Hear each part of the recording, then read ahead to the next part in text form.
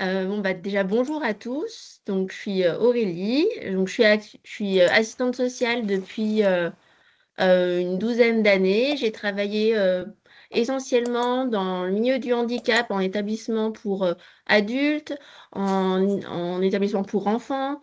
Et depuis quelques années, là, actuellement, je travaille en centre hospitalier. Donc voilà, j'ai un parcours assez axé sur la question du handicap. Et du coup, le dossier MDPH, c'est un outil que j'utilise quotidiennement dans l'accompagnement des familles et des enfants que je suis amenée à rencontrer dans ma pratique professionnelle. Voilà, et je suis arrivée jusqu'à votre association VML par le biais du travail où j'ai pu rencontrer des familles membres de votre association et par le biais de mon entourage proche où il y a voilà, aussi des personnes qui sont des familles qui sont membres de votre association. Voilà, le but de la présentation aujourd'hui est donc de pouvoir parler du dossier MDPH. Donc, pour un rappel dans les grandes lignes, la MDPH, c'est un service du département qui dépend du département et qui a pour objectif, qui a pour mission la reconnaissance et la compensation des la reconnaissance la reconnaissance et le soutien dans leurs projets des personnes porteuses de handicap par le biais de différents moyens de compensation. Donc, dans un dossier MDPH, il y a différentes manières de compenser les besoins. Il y a la compensation financière par le biais, donc, aussi bien du point de vue enfant que du point de vue adulte, des allocations, donc l'AEEH et ses compléments au niveau donc pour les enfants, les personnes de moins de 20 ans. Et après 20 ans, la question de l'AAH. Donc ça, c'est une partie de la compensation financière. Après, il y a d'autres types de compensation, comme la prestation de compensation du handicap qui, euh, qui permet de compenser sous 6 volets différents. Alors là, je les balaye très rapidement et je vous laisserai après poser des questions si vous avez des questions un peu plus précises sur la législation. Mais ça peut être aussi bien au niveau de la PCH, des besoins de compensation en termes d'aide technique pour du matériel, d'aide humaine en termes de reconnaissance de l'aidant familial ou de l'embauche d'une personne professionnelle, pour l'aménagement du logement du véhicule, pour des aides exceptionnelles ou des charges spécifiques telles que l'achat de protection urinaire ou de l'aide au départ aux vacances pour les séjours adaptés. Ça peut être aussi l'aide animalière. La MDPH permet aussi l'octroi de cartes de mobilité inclusion qui permettent d'avoir le macaron stationnement sur les voitures pour les personnes en difficulté de mobilité ça peut être aussi la carte de priorité ou d'invalidité. Au niveau des compensations, il y a aussi, dans le cadre du projet de vie de la personne, de l'enfant ou de l'adulte, ça peut être une compensation au niveau du parcours de scolarisation pour les enfants, mais aussi de l'adaptation à la vie professionnelle ou pour les personnes adultes dans l'impossibilité d'avoir accès à une activité professionnelle, tout ce qui est orientation dans les établissements médico-sociaux des lieux de vie. Voilà un peu dans les grandes lignes. Aujourd'hui, j'ai souhaité attirer plus votre attention sur le dossier MDPH en lui-même, qui est un dossier, qui est un gros dossier, qui est fastidieux. Et j'ai pu observer, moi, dans ma pratique quotidienne, que souvent, les droits n'étaient pas totalement ouverts pour les familles parce qu'il y a des informations qui avaient manqué au niveau de la CDAPH. Et le dossier en lui-même est assez peu intuitif et les attendus des CDAPH sont pas forcément très explicites dans le dossier. Mais voilà, par l'habitude que j'ai d'accompagner ces familles, j'ai aujourd'hui un peu des items qui me semblent un peu incontournables pour que les droits des adultes et des enfants puissent être au maximum ouverts. Euh, En fait, là, lorsqu'on remplit la partie projet de vie, c'est dans l'encart B, vie quotidienne. Il y a une partie expression libre. J'ai pour habitude de conseiller aux familles de ne pas forcément remplir à la main là-dedans, lorsqu'il y a beaucoup de choses à dire, mais plutôt de faire un document à part qui, qui a l'avantage déjà de pouvoir être conservé et juste mis à jour d'un dossier à l'autre au fil des années, mais aussi de pouvoir structurer plus facilement et d'avoir plus d'espace pour pouvoir exprimer les besoins. L'idée dans ce dossier, dans cette partie expression des besoins, c'est de toujours comparer. Alors là, je vais parler beaucoup pour les enfants, mais en fait, ça fonctionne aussi pour les adultes, de comparer les besoins avec une personne du même âge non porteuse de handicap. Et c'est sur ce delta-là que la MDPH, elle va intervenir. Par exemple, euh, il est normal qu'un enfant de 18 mois ait besoin de protection, ait besoin de couches, parce que la propreté n'est pas encore acquise forcément à 18 mois. Mais si on parle d'un enfant de 15 ans qui a encore besoin, qui a des problèmes d'énurésie, d'encompresie, qui a encore besoin de ce type de protection, là, ça va être important de pouvoir le noter. Donc voilà, c'est toujours cette comparaison qui doit être faite entre la personne avec ses besoins du fait de sa maladie ou de son handicap et la comparaison avec une personne du même âge, non porteuse de handicap. Donc, le dossier, habituellement, la partie projet de vie, habituellement, je vais la structurer, je vais conseiller de la structurer de cette manière. D'abord, une petite, quelques phrases de description générale sur qui est la personne, son âge, son lieu de vie, de scolarisation ou le mode de garde, la composition de la famille, le lieu de vie, le mode de vie de la famille. Est-ce que les parents travaillent? Est-ce qu'ils travaillent à temps plein, à temps partiel? Où est-ce qu'ils habitent?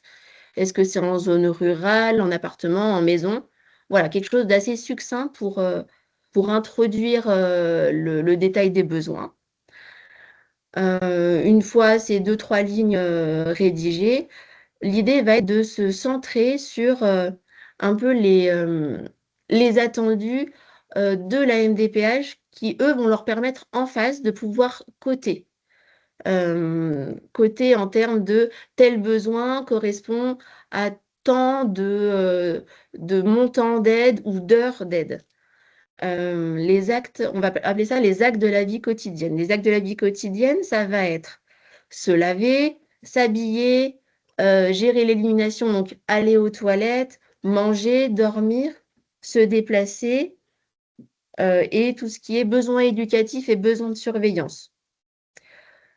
Pour chacun de ces types d'aide, il va être important de pouvoir décrire le type d'aide apportée, la fréquence de cette aide apportée et le temps octroyé pour chaque type d'aide.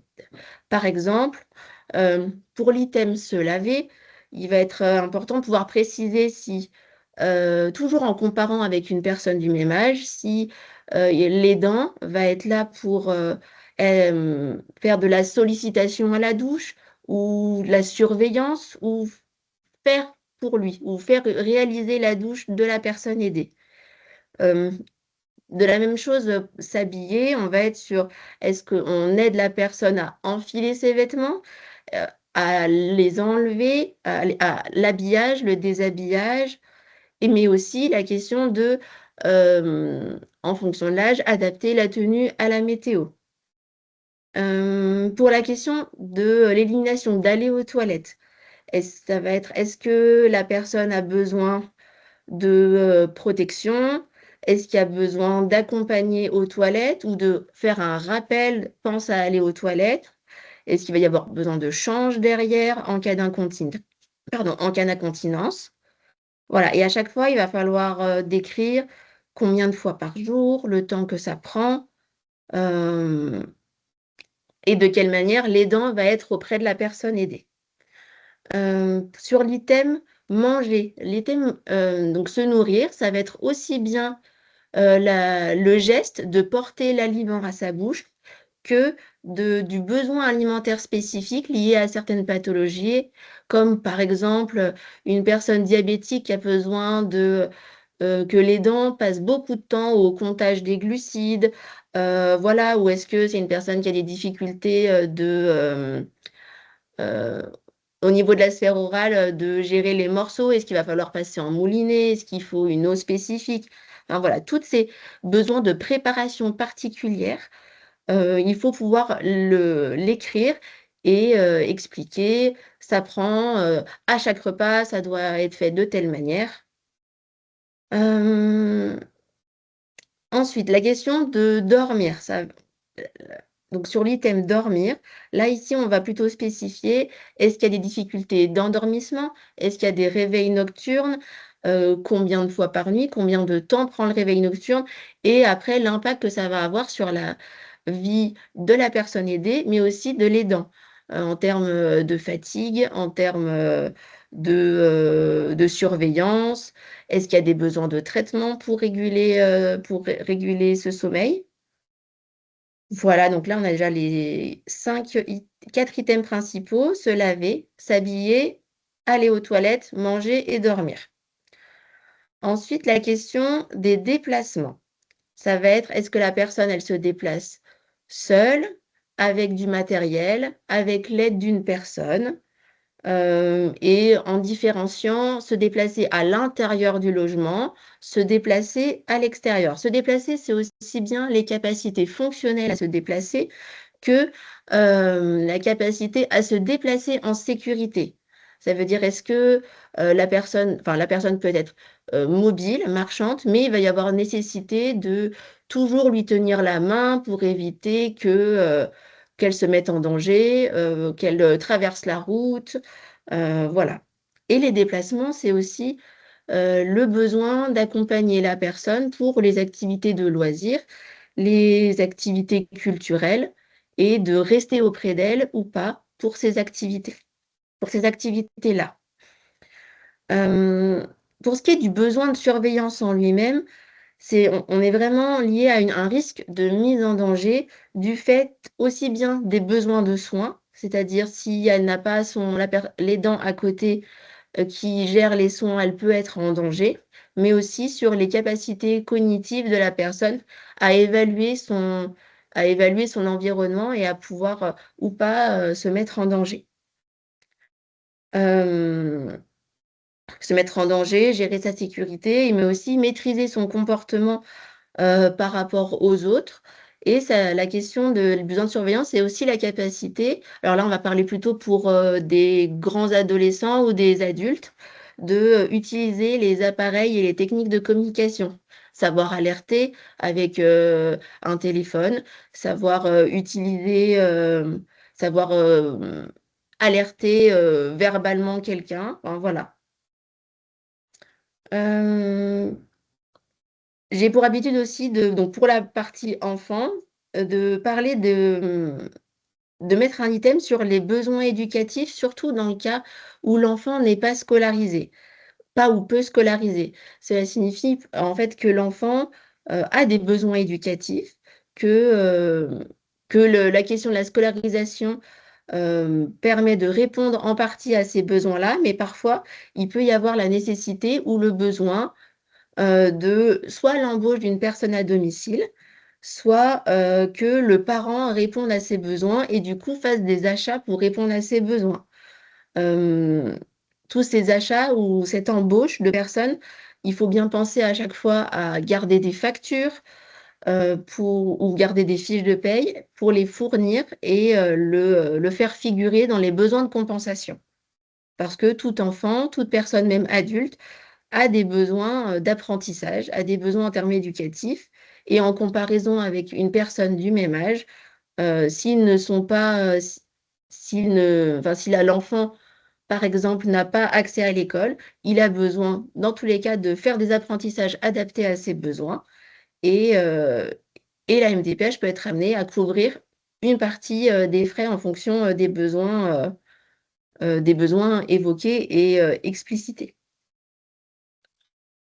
Voilà, à la suite un peu de ce descriptif des actes de la vie quotidienne, j'ai pour habitude de conseiller, d'ajouter un paragraphe sur, l'impact, de la maladie ou du handicap, sur la vie familiale, l'organisation familiale, la fratrie et de manière plus pratico-pratique, l'idée est de pouvoir aussi lister toutes les rendez-vous et les rendez-vous de prise en charge, les rendez-vous médicaux en pouvant, par exemple, en décrivant telle personne, le lundi, il y a orthophoniste, je dois l'accompagner, 2 fois par mois, il faut aller voir tel professionnel, tous les 6 mois, il y a un rendez-vous de suivi, chez l'endocrinologue, enfin voilà.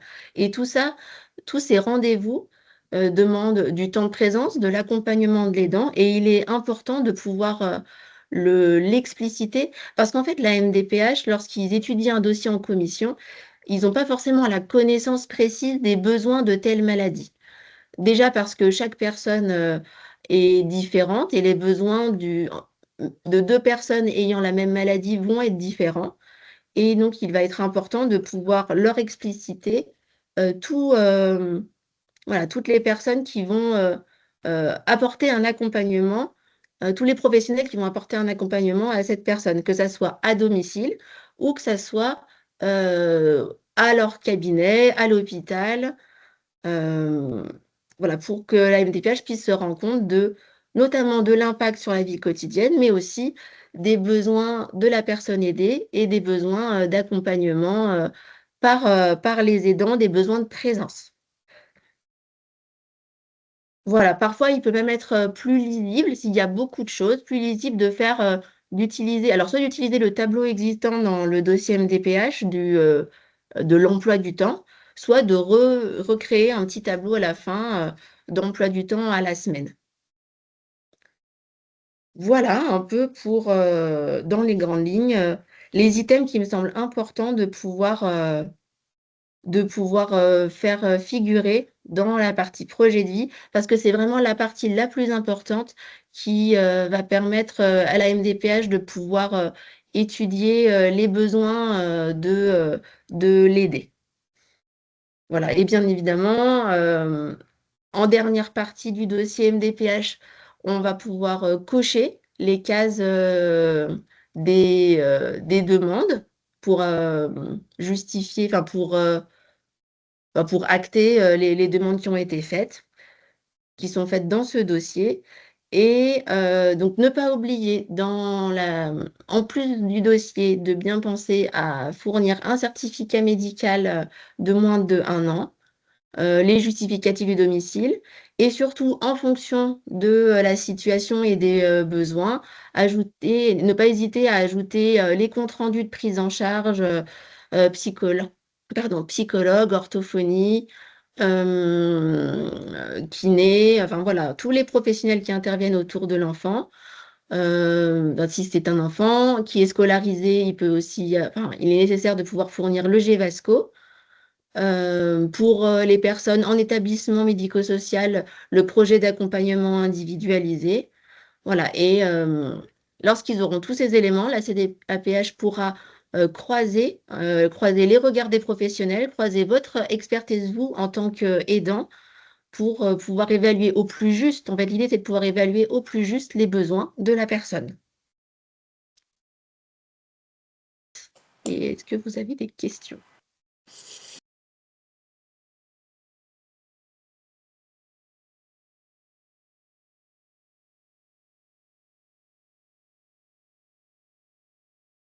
Alors, dans mon cas particulier, il se trouve que je vais cumuler 2 maladies qui sont potentiellement problématiques.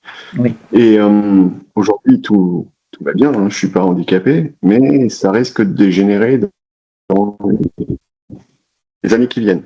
Voilà. Donc, est-ce qu'il y a un intérêt à initier ce genre de dossier à l'avance ou pas?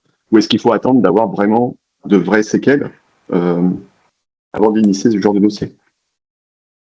Alors, l'idée du dossier MDPH, c'est enfin, la MDPH, elle évalue les besoins à l'instant T.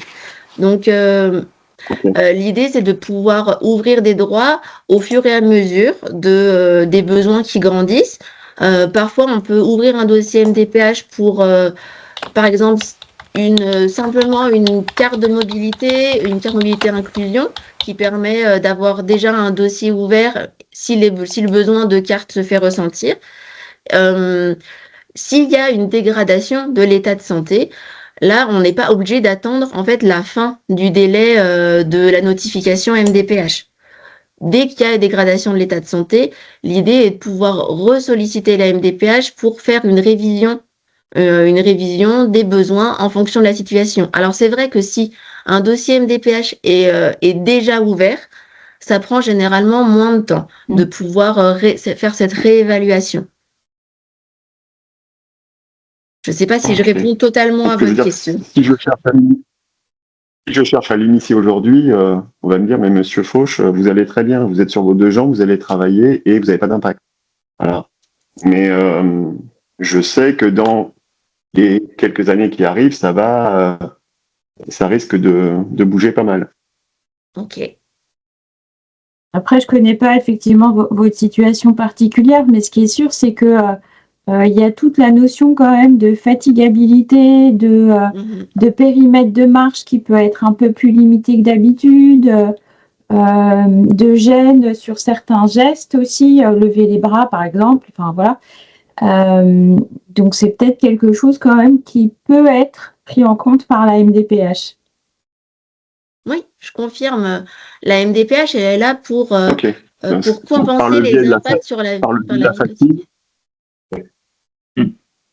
Oui, ok. Donc, si par le biais de la fatigue, on peut initier la chose, ça pourra aller dans ce cas. Ok. Oui, la fatigabilité, en fait, elle se justifie. C'est pas juste j'ai eu une mauvaise nuit et du coup, je suis fatiguée. Non, elle se justifie par le biais de la maladie.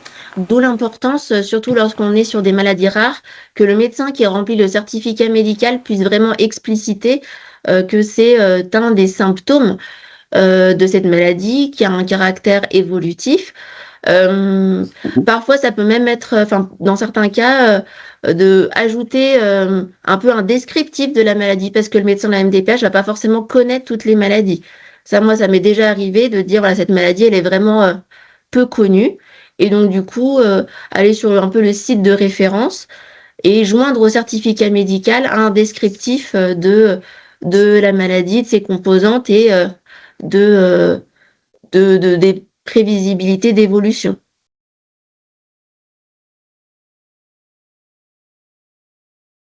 Il y a une question sur la question de l'affiliation gratuite à l'assurance vieillesse. Alors c'est, pour être tout à fait transparent avec vous, c'est une catégorie qui est toujours assez nébuleuse pour moi, mais dans ce que j'ai pu en comprendre, c'est en fait, c'est une possibilité pour l'aidant, dans la reconnaissance de l'aidant, de la personne dans sa position d'aidant, de pouvoir lui permettre d'avoir des trimestres en plus, mais par contre, il n'y aura pas un montant en face. C'est d'avoir des trimestres de cotisés en plus, sans avoir une valorisation pécuniaire. Voilà. Donc moi, je conseille toujours de cocher la case.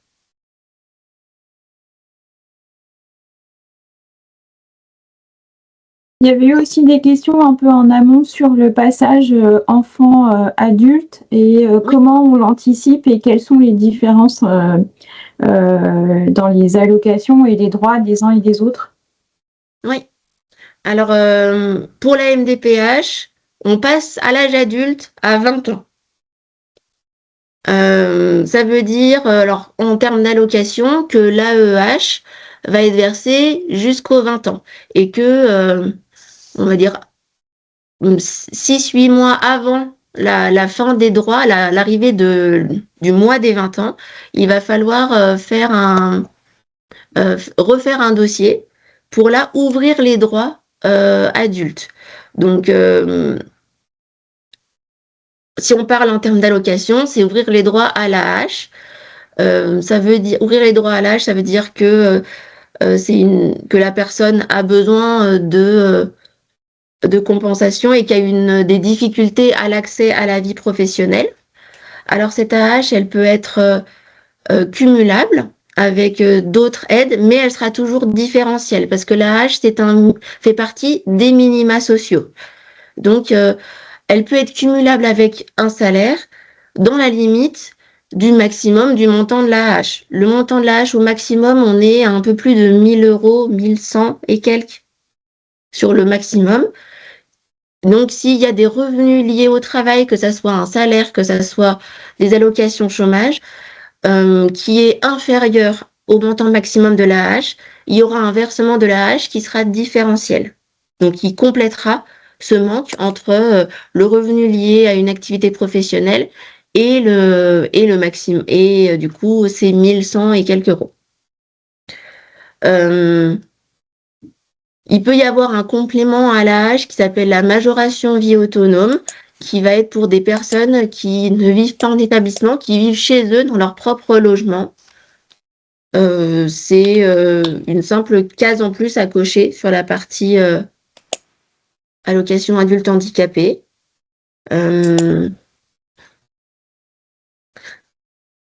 J'ai oublié de vous parler, il y a une exception pour les personnes qui commencent à travailler avant les 20 ans. Il peut y avoir du coup sur explicitation dans la partie vie professionnelle qu'il y a une entrée dans la vie active entre 18 et 20 ans.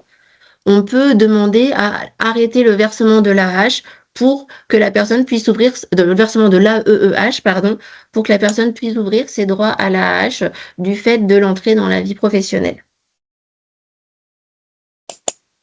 Voilà, donc là on parle vraiment de l'AAH. Et pour la question de passage vie enfant, enfin passage enfant adulte pour les établissements, on est toujours un peu entre cet entre-deux dans la temporalité.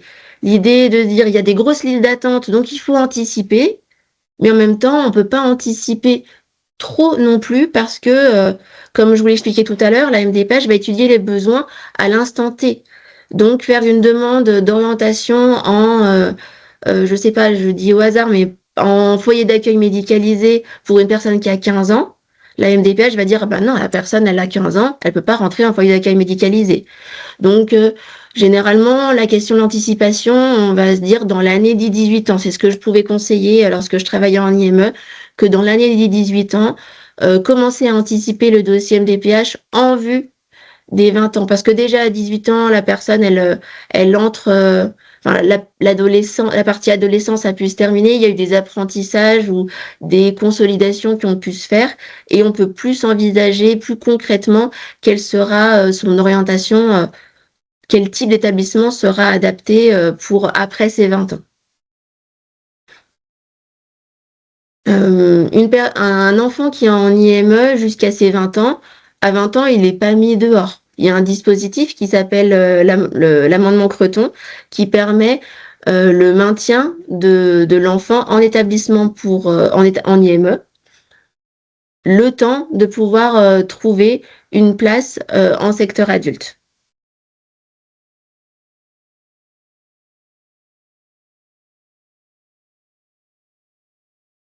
Alors, a priori, pourquoi pas? Il y a différentes manières. Ça dépend de l'âge des enfants. Si les enfants ont moins de 7 ans, depuis 2 ans, 3 ans, il existe un nouveau dispositif qui s'appelle la PCH parentalité, qui permet d'avoir une aide financière pour la personne porteuse de handicap qui a des enfants. Donc là, c'est pour les enfants de moins de 7 ans. Ok. D'accord. Alors, Lumna est elle-même atteinte de Niemann-Pick-B, donc qui est une des maladies lysosomales, et sa fille a aussi un syndrome handicapant lourd quand même. Ok. Donc là, la condition, ça va être est-ce que la personne ouvre droit à la PCH? Si la personne peut ouvrir droit à la PCH, alors elle peut ouvrir droit à la PCH parentalité.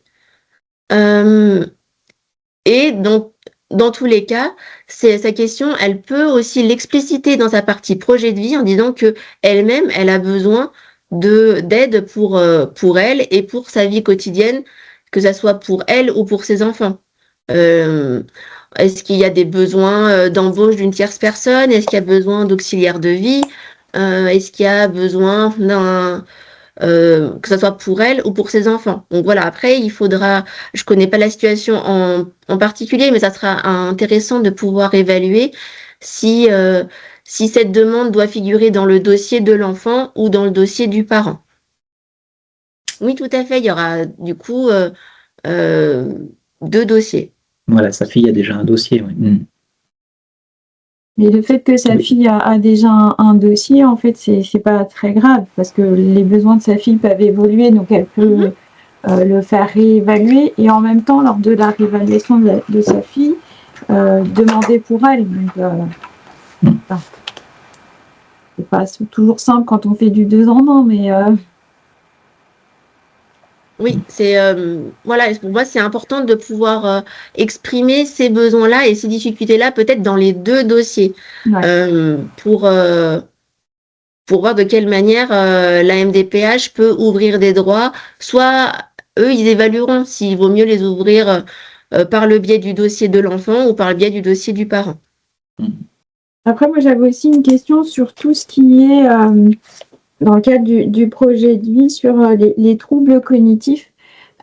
Si on peut donner un peu quelques conseils aux parents pour bien les expliciter, parce que je trouve que c'est quelque chose qui n'est pas toujours bien apprécié au niveau des MDPH, et à la fois sur le côté cognitif, mais aussi sur l'impact que ça a au quotidien. Oui, c'est vrai que juste marquer, il y a des troubles cognitifs, c'est difficile pour la MDPH de se rendre compte. Donc l'idée, ça va être sans forcément faire des très très grands paragraphes, mais de pouvoir dire un peu une journée type pour expliquer les moments où c'est compliqué, de quelle manière le trouble cognitif arrive. Par exemple, un trouble du comportement lié à la frustration, quelle proportion ça va prendre et surtout de quelle manière ça va impacter la vie quotidienne. Est-ce que ça va demander de la contention physique? Est-ce que ça va demander je sais pas, de faire prendre un traitement? Est-ce que après il va y avoir une grosse fatigue qui va nécessiter que ça soit que l'aidant ou l'aidé aille dormir? Enfin, voilà, l'idée c'est de pouvoir expliquer concrètement. En fait, les aidants, c'est vous les aidants qui avez l'expertise la plus concrète et la plus fine du quotidien. Et ça, aucun médecin, aucun professionnel aura cette compétence et aura cette expertise la plus fine. Et la MDPH, elle a besoin de savoir comment ça se passe concrètement dans la vie quotidienne pour pouvoir mieux évaluer les besoins de compensation sur cette vie quotidienne. Par le biais des professionnels, la MDPH, elle va pouvoir connaître quel type de maladie, quel type de prise en charge il y a besoin, quelles questions de troubles de l'oralité, de troubles de la mobilité. Mais dans la vie quotidienne, c'est l'aidant qui va être la ressource principale d'information et des besoins.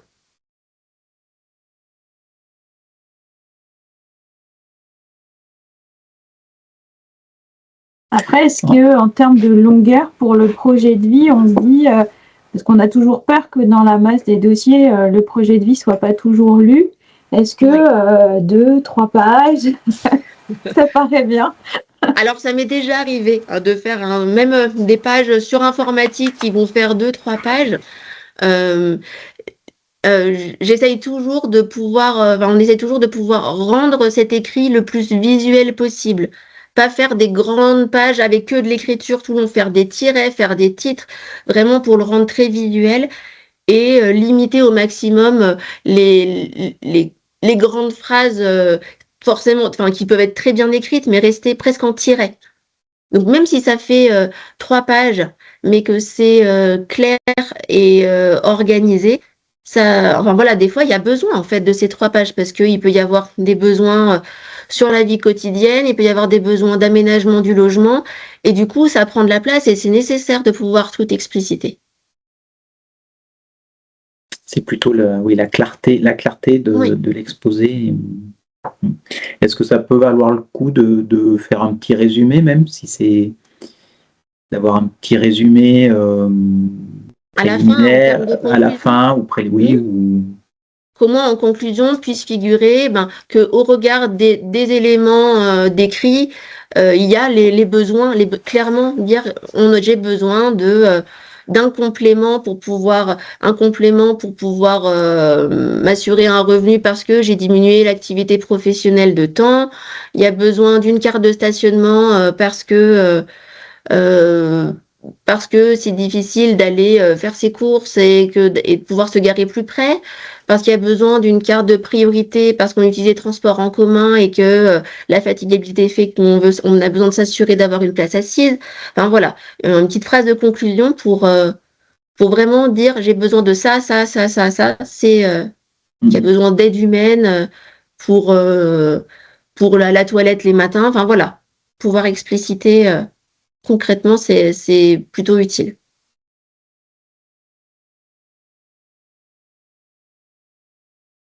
Donc dit, j'ai beaucoup de mal à trouver du travail par rapport aux soins, donc la présence auprès de mon enfant, et financièrement cela devient compliqué. Je ne sais pas si je remplis correctement le dossier MDPH afin de pouvoir trouver une solution de remplacement de salaire. Par exemple, l'idée, ça va être de pouvoir expliquer, je sais pas, la particularité de mon enfant fait que je suis obligée de le récupérer tous les midis parce qu'il peut pas manger à la cantine, et que du coup, ça prend du temps et c'est incompatible avec une activité professionnelle où j'ai besoin de me rendre sur l'école. L'école m'appelle 5 fois par semaine parce qu'il y a besoin que je sois présente auprès de mon enfant. Là, ça explique l'impossibilité d'avoir accès à une activité professionnelle. Si le parent a réduit son activité professionnelle du fait de la maladie ou du handicap, il faut que ça soit qu'on soit hors cadre d'un 80% d'un congé parental, par exemple. C'est pas dans ce cadre-là. Ça peut être un poste à 80% ou une négociation de contrat de travail de passer à 80% et là, du coup, fournir l'avenant au contrat, par exemple, pour justifier ça.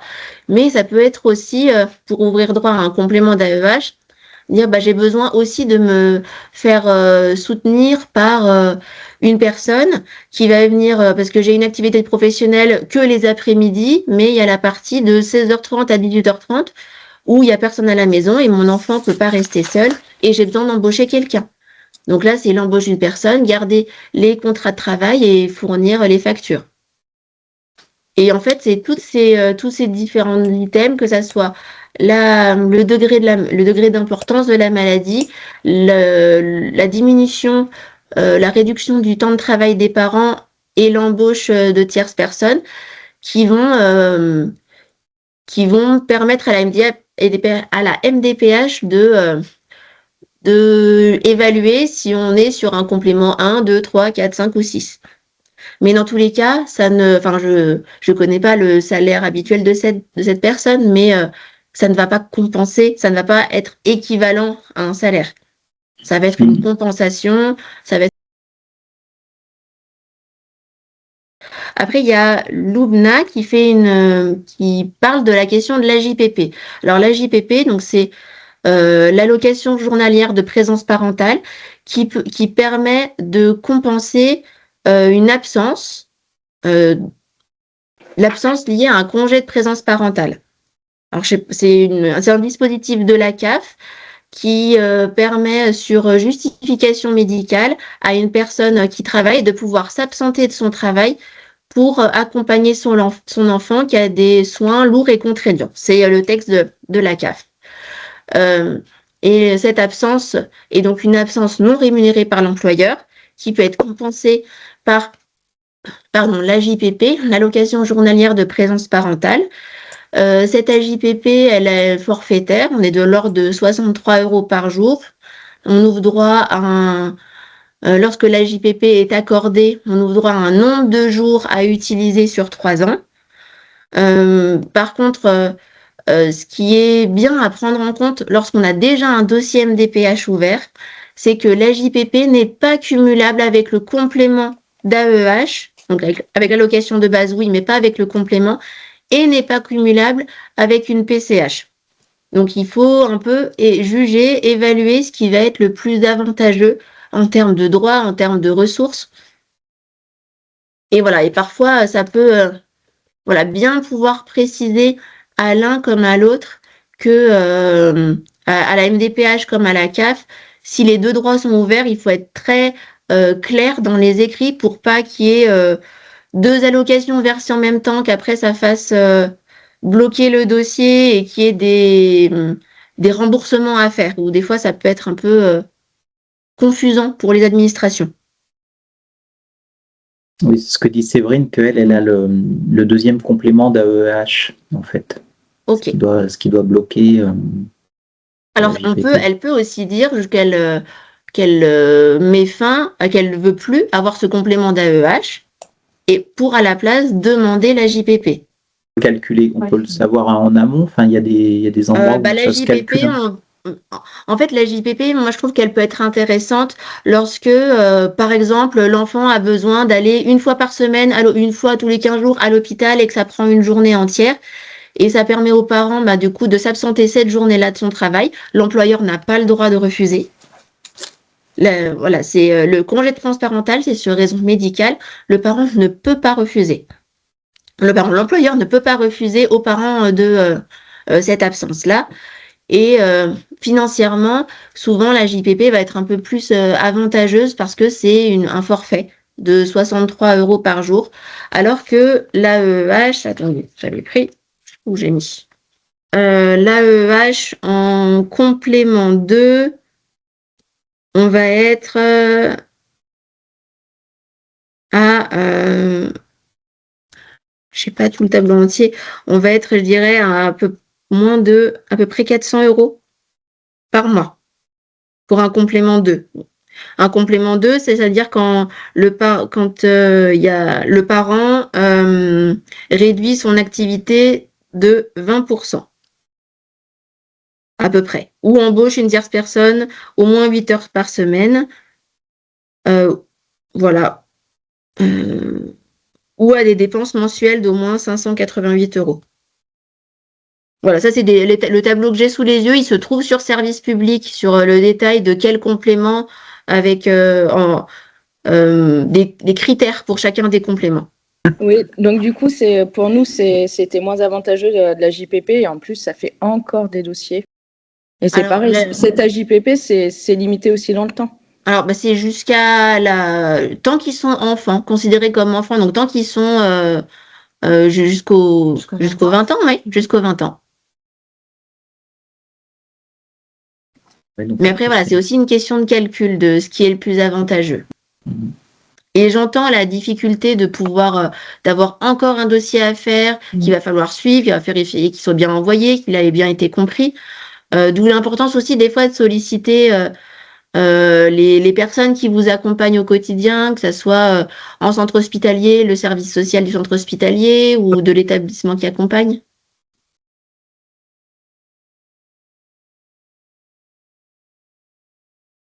Alors moi je pense que ça serait important. La toute dernière page du dossier MDPH, c'est la page sur aidant familial. Attendez. T'es sorti pour voir à quoi il ressemble. Je ne connais pas quand même pas par cœur, même si je le connais bien. La partie F, votre vie d'aidant familial. Moi, je serais tentée de conseiller de l'imprimer 2 fois, cette page, qu'il y en ait une pour le papa et une pour la maman, pour permettre d'expliciter en fait le besoin de disponibilité des 2 parents et du coup que c'est pas, enfin je sais pas, est-ce que c'est 80% pour être tous les 2 présents sur les mêmes temps ou est-ce que c'est pour avoir chacun, pour répartir cette présence auprès de l'aidé sur la semaine et voilà, l'expliquer en termes de on est à 2, mais en A2, ça fait une réduction de plus de 20%. C'est 2 fois 20%. Donc, ça fait une réduction du temps de travail des parents de plus de 20%. Moi, je serais tentée de pouvoir l'expliciter de cette manière-là. Et après, par rapport à la JPP, elle est ouverte au nom d'un enfant. Le nombre de jours, il est pour l'enfant. Donc, ça signifie que ces jours-là, ils peuvent être partagés entre le père et la mère. Il faut juste que ça soit notifié dans le dossier que les jours vont être partagés entre les 2 parents.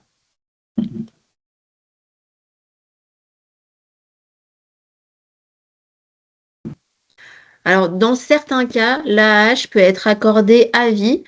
En fait, l'AAH peut être accordée à vie si la maladie est jugée stable et non réversible. Ça, c'est les textes de la maladie.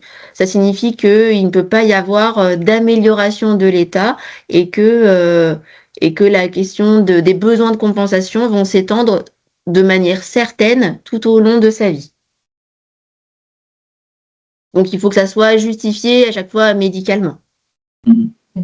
il faut que ça soit indiqué dans le certificat médical, en fait. Ouais, il faut que le médecin, dans ses préconisations, ils disent que c'est une maladie et qu'aujourd'hui, l'état de la patiente est stable et non réversible. Quand on utilise les termes officiels de la MDPH, c'est plus simple pour eux de cocher les cases. Ouais, mais ça, il faut faire en sorte que deux mondes se rencontrent, donc le monde du médecin et le monde de la MDPH. Ils n'ont pas du tout le même langage et c'est pas tous les jours simple de faire remplir un certificat médical dans ce sens-là. Enfin, Oui, souvent c'est compliqué de faire remplir les certificats médicaux, surtout par des médecins, par exemple le médecin traitant qui va moins connaître la spécialité, ou même le médecin spécialiste qui va pas forcément avoir cette disponibilité pour le remplir ou le remplir dans les temps, et du coup ça peut être compliqué. Surtout dans nos pathologies qui sont de toute façon évolutives. C'est vrai qu'on a quand même régulièrement des cas de dossiers qui sont réévalués à la baisse, alors que bon. Oui, mais ça, j'ai pu déjà le voir, et souvent, c'est parce qu'il y a eu une mauvaise compréhension des besoins. Parce que quand la MDPH, quand la CDAPH, la commission se réunit, ils ont 1h30 pour balayer 30 dossiers. Alors, je suis pas en train de les excuser, hein, j'essaye juste de faire comprendre le concept, le contexte, mais ils ont 30 dossiers à étudier et il faut que ça aille vite. Et donc, d'où l'intérêt de mettre les items, de mettre des tirets, de stabiloter, de rendre les choses les plus claires et visibles tout de suite, quoi.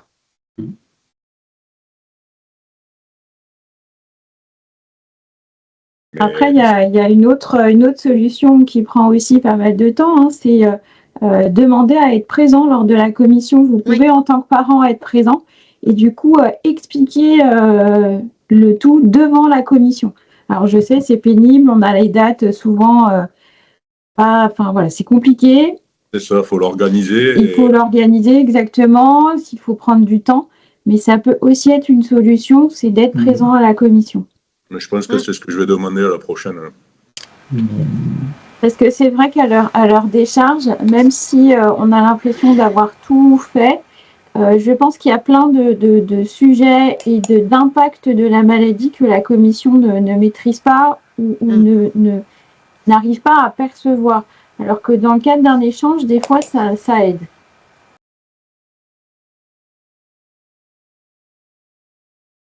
PH peut accorder la hache puis la refuser sans que la situation ait changé? Alors, normalement, je dirais que non. Mais après, il faut aussi distinguer le droit à la hache. Il y a la MDPH, elle est là pour ouvrir les droits à la hache en fonction de l'état de santé et des besoins liés à la maladie ou au handicap. Et après, il y a le traitement de la hache par la CAF. La CAF qui est l'organisme qui va payer l'allocation adulte handicapé. Et la CAF va faire, elle, un contrôle de régularité par rapport à la situation administrative, en fait. Donc, il y a déjà ça. Est-ce que le versement de la hache a été refusé du fait de, je sais pas, d'un manque d'un document ou une question du domicile qui n'est pas régularisé? Enfin, voilà. Est-ce que c'est ça qui fait que la hache n'a pas été versée, ou est-ce que c'est la MDPH qui a dit qu'il n'y a plus besoin de la hache? Et dans ce cas-là, si elle dit qu'il n'y a plus besoin alors que la situation n'a pas changé, ça me paraît étrange quand même. Normalement, si la situation n'a pas évolué et qu'avant il y avait un droit à la hache, ça devrait se poursuivre. Donc, je connais pas la situation, mais dans l'idée, ça serait de pouvoir peut-être expliciter les besoins en faisant un recours ou en disant, en fait, ça correspond pas à mes besoins n'ont pas changé depuis la dernière notification. Et c'est pareil, quand on fait un recours d'une décision, c'est toujours à l'instant T, c'est-à-dire que c'est au moment où la demande a été déposée. Oui, au moment où la demande a été déposée, ou même au moment où la demande elle est étudiée. Parfois, si entre, comme disait je sais plus quelle personne, qui a un dossier qui a été déposé en février, mais qui a été étudié là en novembre, parfois dans ce laps de temps, il peut y avoir une évolution, et les échanges avec le gestionnaire MDPH peuvent permettre d'envoyer un complément en amont du passage aux commissions. S'il y a une grosse évolution, ça peut être intéressant de pouvoir partager cette évolution-là. Et par exemple, dans ce cadre-là, entre le moment où on a déposé le dossier et on a la réponse, si on fait un recours, le recours, il sera fait sur la demande initiale et pas sur l'évolution qu'il y a eu entre-temps. Alors, je ne comprends pas votre question. Le recours, il est sur la contestation de la décision qui a eu lieu, de la dernière décision. Oui, c'est ça. Donc, le fait qu'il y ait eu une évolution entre-temps, ça n'entre pas en compte dans le recours. Si, on peut dire, ben voilà, le recours, dire, ben, en fait, ça ne correspond pas aux besoins actuels. D'accord. Ça peut aussi être ça. D'accord. Ça peut être soit il y a eu une évolution entre-temps, soit, en fait, mais les besoins ont mal été évalués, mal été expliqués, mal été compris. Enfin, voilà, ça peut aussi, Ok. c'est ça aussi le recours.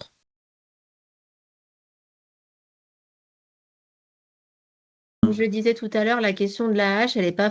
L'AH, c'est un des minima sociaux, et c'est cumulable avec d'autres aides dans la limite du maximum. Après, on peut garder un droit à l'AH ouvert pendant 5 ans, et que pendant cette période, une personne a des revenus qui vont dépasser le montant, et après qui peuvent malheureusement peut-être diminuer, et du coup, la compensation, le différentiel aura lieu après. D'accord. Mais quand on ouvre droit à la hache, il y a des facilités aussi pour les personnes qui ont leur logement d'avoir accès aux APL. C'est cumulable, je crois, aussi avec la prime d'activité, et tant qu'elle est encore, qu'elle existe encore.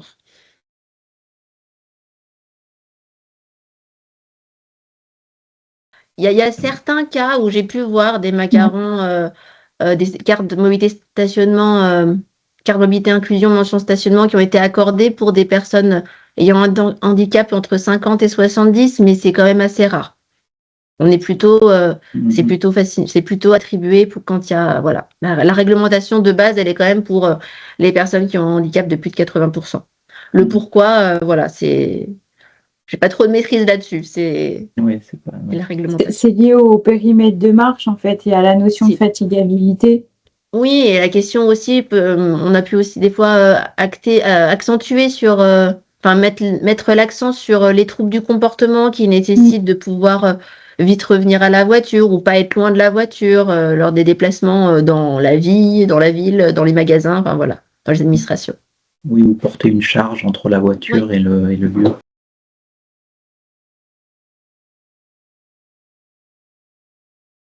C'est vrai que c'est plutôt les parents qui en général ne sont pas trop loin d'un point de vue géographique et qui gèrent beaucoup le quotidien. Donc dans la question, il y a à la fois le devenir de l'adulte qui, même si il vit seul, il a quand même besoin de beaucoup d'aide au quotidien, et la place des aidants vieillissants. Je crois qu'il y a un peu les deux, les deux versants dans la question. Il y a des relais qui peuvent exister avec soit des établissements avec hébergement, soit avec aussi la question d'accueil de jour qui permettent à la personne d'avoir un lien avec une structure médico-sociale, mais tout en gardant sa vie autonome chez elle, ou même les services d'accompagnement à la vie sociale qui peuvent être sollicités qui peut permettre de soulager l'aidant familial et d'avoir une présence éducative, une présence pour la gestion du quotidien auprès de la personne qui a le besoin.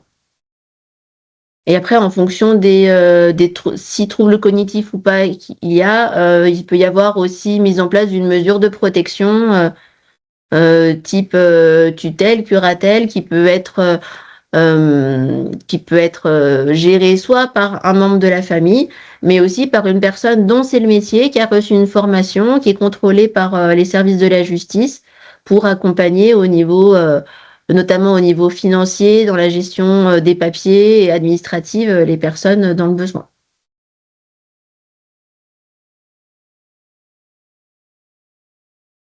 Pour pouvoir avoir une PCH aide humaine en urgence.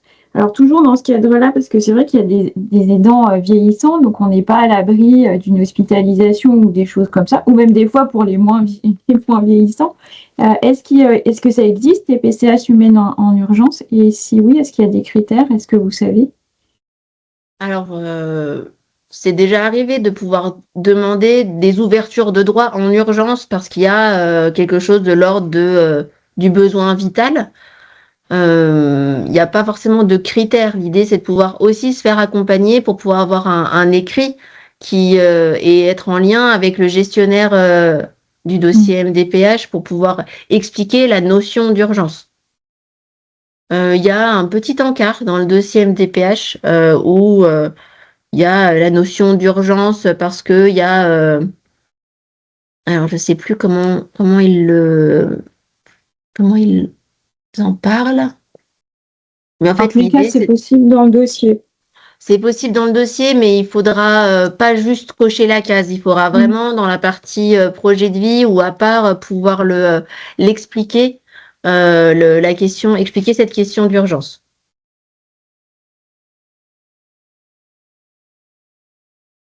Et autre chose au niveau de la reconnaissance travailleur handicapé, est-ce qu'elle est directement de fait du fait qu'elle soit plus de 80% ou il faut faire une demande en plus? Il faut cocher la case. Dans le même dossier, attendez, je retrouve. Où est-ce qu'il est? C'est page. Alors, il y a vie scolaire étudiante. Après, il y a situation professionnelle, c'est l'encart D. Et du coup, il faut pouvoir renseigner la situation professionnelle, la situation scolaire. Et après, dans l'avant-dernière page, bien cocher la case, je demande de RQTH. Mais là, même si c'est nébuleux encore, elle ne sait pas encore si elle veut être en statut apprenti ou en statut étudiant. Elle doit la cocher, la case, ou ça sera à refaire encore une demande ultérieurement? Alors, vu la lourdeur d'un dossier MDPH, j'aurais tendance à conseiller de déjà cocher la case. Et après, une personne a toujours la liberté de faire valoir ou pas son statut lorsqu'elle est en situation de travail. On n'est pas obligé de dire à son employeur qu'on a un statut de travailleur handicapé. Oui, alors, moi, je trouve que c'est un... Pardon? Elle ne peut pas le cacher, elle est en fauteuil. Ok. Ok. Mais pour moi, oui, c'est que des avantages dans le sens où lorsqu'il y a une RQTH, ça permet, l'employeur peut pas refuser de laisser la personne aller à ses rendez-vous médicaux. Il y aura pas forcément, ça sera de l'absence qui sera pas forcément payée, mais elle peut pas refuser à la personne de se rendre disponible pour ses rendez-vous de suivi dans le cadre de sa prise en charge. Et ça peut ouvrir droit à des aménagements, des financements pour des aménagements de poste. D'accord. Donc du coup, le fait d'être RQTH, elle peut s'absenter pour faire le suivi médical, mais par contre, elle ne sera pas rémunérée sur ce temps-là. Et il y a une aide qui peut pallier à ça, c'est l'AAH, c'est ça? Qui va pallier justement à ce manque de salaire? C'est ça. Si le salaire dépasse pas les 1 100 €, il peut y avoir une AAH différentielle qui va compléter pour arriver jusqu'au maximum de l'AAH à taux plein. D'accord. Et j'imagine que tous les rendez-vous médicaux doivent être justifiés, etc. Oui, et prévenus à l'avance. Voilà, ça dépend après des employeurs. On recense, ils sont plus ou moins flexibles, mais des courriers pour garder des traces, c'est bien.